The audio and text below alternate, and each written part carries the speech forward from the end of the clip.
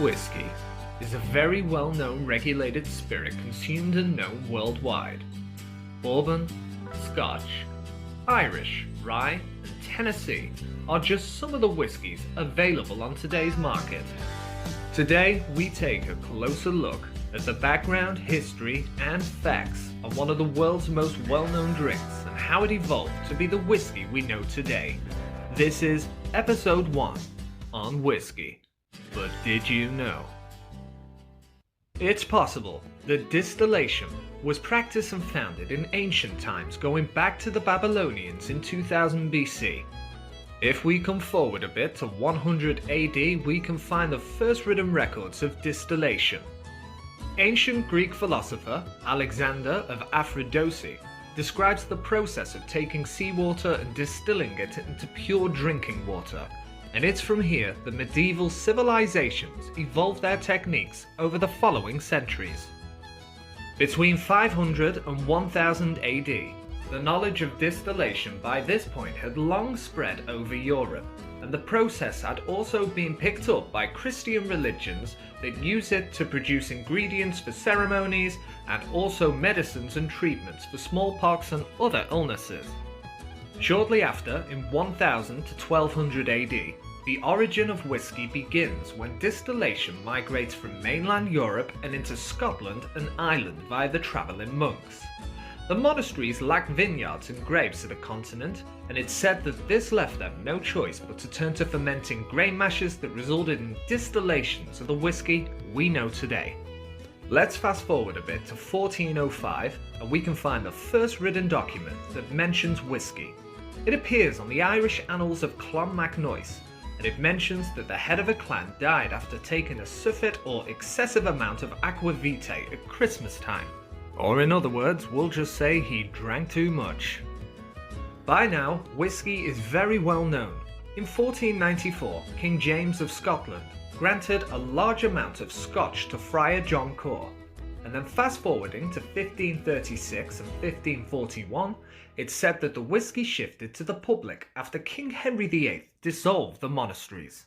In the 1600s, the Europeans arrived in America, bringing with them the practice skills of distilling whiskey, and many Scottish and Irish men and women settled in their new territories and eventually began to distill new types of grain, creating new whiskies and overall improving their techniques. If you know Northern Ireland well enough, you may well have heard of the old Bushmills Distillery. This distillery still currently holds the title of the oldest licensed whiskey distillery in the world, with records dating as far back as 1608. In 1725, the English malt tax came into place and seriously threatened the production of whiskey. Some Scottish distilleries headed underground, and it's said that they started production at night, and this is where the famous moonshine nickname came from. In the late 1700s, during the American Revolutionary War, whiskey was even being used as currency by distillers after realizing just how valuable this drink was. Then we come forward to 1783, and we're able to see the first commercial distillery in Louisville, Kentucky, which was close to the banks of the Ohio River by Evan Williams. Then it's on to 1791, and we see the first introduction of Whisky Tax.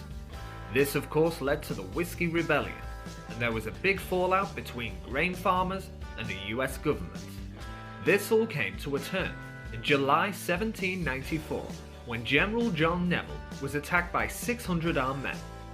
The military was sent in by President Washington, and 13,000 armed men were to walk and meet anyone with force. The 600 men previously that attacked the tax inspector John Neville were no longer anywhere to be seen, and the big protest simply came to an end. I'm gonna finalize this with a few short facts, like this one. According to the Kentucky Distillers Association, 95% of all bourbon whiskey is produced in Kentucky alone. And did you know that Kentucky is home to more barrels of maturing bourbon than people? That's right. That's a lot of whiskey. Over in Japan, the Japanese whiskey makers rarely trade casks with one another due to how competitive the market is. Also, the famous singer Frank Sinatra was buried with a bottle of his favorite, Jack Daniels. Many of you will also be familiar with Johnny Walker. Johnny Walker actually specialized in tea before making his big hit with whiskey.